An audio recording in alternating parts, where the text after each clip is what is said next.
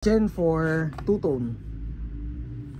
So shoutout kay Sir Israel. Naka ano na siya, metal slide and then polymer yung lower frame. And then may ano siya, may markings ng black. Itong mga naka-sticker na to, ano yan, markings. So threaded na rin yung outer barrel niya, and then may underray na rin siya for attachment. Sige, test natin. Again, shoutout kay Sir Israel.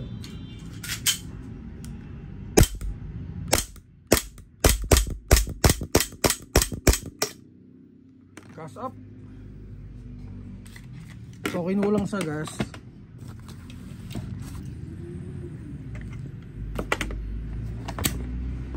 FPS out of the box around 320 ba?